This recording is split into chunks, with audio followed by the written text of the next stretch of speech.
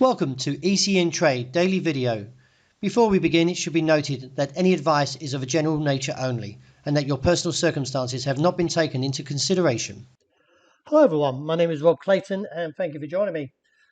It was a very unusual night for the global markets. As one moment we were looking for gains as the US dollar weakened, and then the markets reversed, paring back some of those gains as the US dollar, which measures the greenback strength against the basket of six major currencies, rebounded from 103.80 to now 104.20.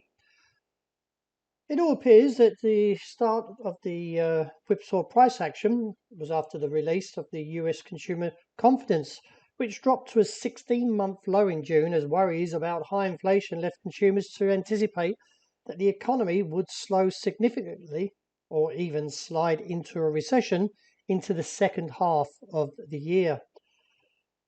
From the release on Tuesday, the Conference Board Index decreased to 98.7 from a downwardly revised 103.2 reading in May. After the release, elsewhere, New York Federal Reserve President John Williams dismissed fears of a recession and said that the US economy is strong and expects it to grow and show more growth, although at a slower pace in 2022.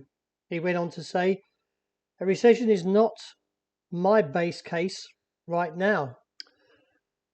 Later, though, we've still got the central bank leaders, including US Federal Reserve Jerome Powell, European Central Bank Christine Lagarde. They will also give another update later in the week. And also we have the US GDP that's also to be released later today. So with the dollar index around 104.20, the markets took a little bit of a drop. And as you can see, looking at the Australian dollar, is that we're back towards the bottom side of the range, which is around 68.95 minor. And as I mentioned previously, that the base still expected to hold around 68.45.55, and from there I anticipate the markets to eventually rebound and look towards 70 cents and then on to 71. The euro back to weight sharply and now currently trading around 105.20, above the support level of around 104.80.85. In light of the pattern, we haven't fully broken down, so I'm not going to turn my view yet. That is to a bear case. And let's see if the market can recover those losses from last night and look back towards that top side target around 106 to 106.65.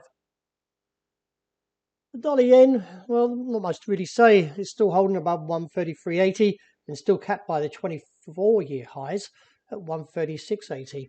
Still, the technicals are showing divergence. I'm a little bit concerned that this market will eventually end up in a significant downturn back to 131, but it's really in a point of when the divergence will kick in.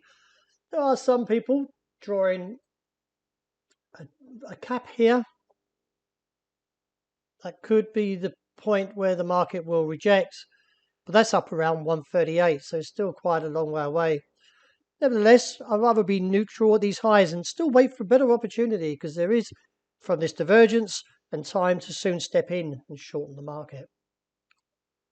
Sterling, a little bit disappointing, but it hasn't fully broken down. As you can see here, the base still seems to be holding in. Anywhere from around, that is 121.70, I feel, even though it's located around 50. But from these two previous spikes, let's see if the market does respect that level and stays a rebound. I still feel there is much confidence in the market to support sterling to rebound and challenge that topside level around 124. Well, the support level at 157.45 didn't hold for sterling CAD, and the market has taken this level out. Still, the MACD didn't follow, but the RSI did. The next support is seen around 156.70, and presently that was close to the low of 73. If the market can restage a recovery, then if we clear or reclaim 157.5 this time, then I feel that the market could actually progress further and look back towards 158.20 to 158.65. As I was saying yesterday, and most probably the day before, but I haven't been fully confident on gold. And as you can see, the market still is somewhat weak, holding to a negative case. The market is now trading around 1,818, and the call is still towards 14, and then with a base around 1,801 to 04. It is only a break there would see that base challenge that we saw back in May at 1,788 to 92. Finishing up with oil, well, the market took out that level of 109, 60, 90, and now opens way towards 111, 60, 80, which was clear enough reached at 111 but didn't continue on. Still, there is a little bit more bullish case coming into this factor now after the sell-off and the rebound.